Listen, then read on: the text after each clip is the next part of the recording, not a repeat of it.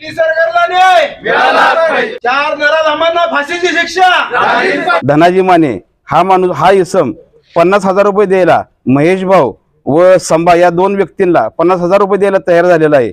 त्यासाठी धनाजी मानेला ताबडतोब उचलावं, त्याशिवाय ही महेश भाऊ कोण आहे आणि संभा कोण आहे हे कळणार नाही। आणि ह्याच्या व्यतिरिक्त ताबडतोब त्यांनी आज संध्याकाळपर्यंत त्यांना अटक करावी, नाहीतर आम्ही ही डायरेक्ट आमच्या करगणीतील आमचं शिष्टमंडळ घेऊन देवेंद्र मुख्यमंत्री फडणवीस साहेबांच्याकडे माननीय आमदार गोपीचंद पळकर साहेब यांच्या आदेशाखाली आम्ही त्यांच्याकडे जाऊन भेट घेणार आहे। त्यांची पोलीस स्टेशन आहे हे एकदम लाचार पोलीस स्टेशन आहे। कुठल्या तर नेत्याचा फोन आला का हे मॅनेज करायचं, हे असले धंदे हे पोलीस स्टेशनचे अधिकारी करतायत। करगणी प्रकरणामध्ये नवीन वळण, आंदोलनामध्ये पुढे असणाऱ्यावरतीच गुन्हा दाखल।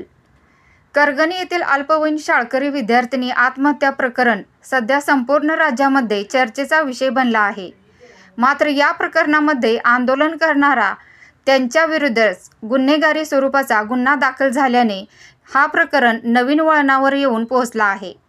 पीडित मुलीचा चुलत भाऊ महेश सरगर हा पीडिताच्या वतीने आरोपीवरती कठोर स्वरूपाचे गुन्हे दाखल व्हावे म्हणून पोलिसांना धारेवर धरतानाच अनेक वेळा समोर आला आहे। परंतु आंदोलनामध्ये सर्वात पुढे असणारा व्यक्ती पोलिसांच्या नावाने काही लोकांना खंडणी मागत असल्याची ऑडिओ क्लिप काही दिवसापूर्वी समाज माध्यमावरती प्रसारित झाली होती।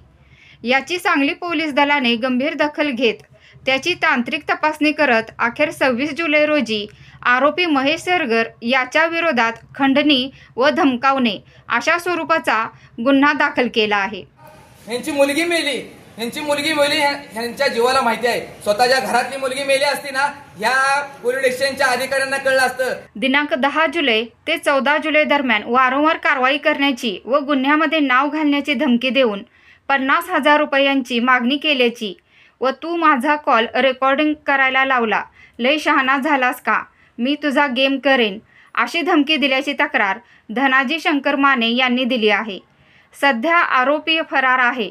पोलीस आरोपीच्या शोधात आहेत। सध्या सोशल मीडियावरती एक ऑडिओ क्लिप व्हायरल होत आहे। त्यामध्ये सदर गुन्ह्याच्या अनुषंगानं एका खासगी इस्माने पोलिसांचं नाव घेऊन सदर गुन्ह्यामध्ये आरोपी न करण्याबाबत पैशाची मागणी केलेली आहे। सदर बाब ही वरिष्ठांना निदर्शनास आल्यानंतर माननीय पोलीस अधीक्षक संदीप घुगे सर यांनी सदर ऑडिओ क्लिपची सखोल चौकशी करून अहवाल सादर करण्यास सांगितलेले आहे। त्याप्रमाणे सदर ऑडिओ क्लिपचा त्यामध्ये कोणी पैशाची मागणी केली, कोणाकडे पैशाची मागणी केली याचा सखोल तपास केला जाईल। ऑडिओ क्लिपचं व्हेरीफाय केलं जाईल आणि त्यानुसार कोणी दोषी आढळल्यास त्याच्यावर कठोरात कठोर कारवाई केली जाईल। ऑडिओ क्लिप प्रसिद्ध झाल्यानंतर सांगली जिल्हा पोलीस अधीक्षक संदीप घुगे यांच्या मार्गदर्शनाखाली विटा येथील DYSP विपुल पाटील यांनी याबाबत माहिती दिली होती। त्यानंतर भारतीय जनता पार्टीच्या वतीने आटपाडी शहर बंद ठेवून सदर ऑडिओ क्लिपच्या संदर्भातील महेश भाऊ संभा व धनाजी माने यांचा शोध घेण्याचं आवाहन केलं होतं। विशेष म्हणजे महेश सरगर यांचे बंधू सोमा सरगर यांनी सुद्धा महेश भाऊचा शोध घ्यावा असं प्रसारमाध्यमाच्या समोर ठणकावून सांगितले होतं। आता आरोपी घरातीलच निघाला, यामुळे भाजप व या प्रकरणामध्ये पीडित म्हणून तक्रार करणाऱ्यांची मोठी पंचायत झाली आहे।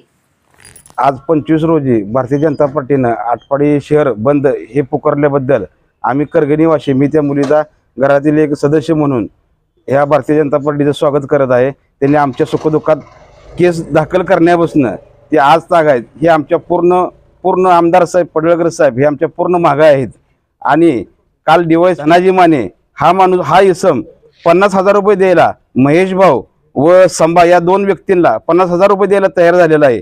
त्यासाठी धनाजी मानेला ताबडतोब उचलावं, त्याशिवाय ही महेश भाऊ कोण आहे आणि संभा कोण आहे हे कळणार नाही। आणि ह्याच्या व्यतिरिक्त अजून कोणीही जरी असला तर त्यांना ताबडतोब उचलणं गरजेचं आहे। त्यांच्यावर कठोरात कठोर शिक्षा, जशी त्या आरोपींना 4 शिक्षा होणार आहे तशी ह्यांना सुद्धा त्या मापाची शिक्षा व्हावी। आणि अजून आमच्या कुटुंबात पूर्ण गाव सामील आहे, पूर्ण तालुका सामील आहे।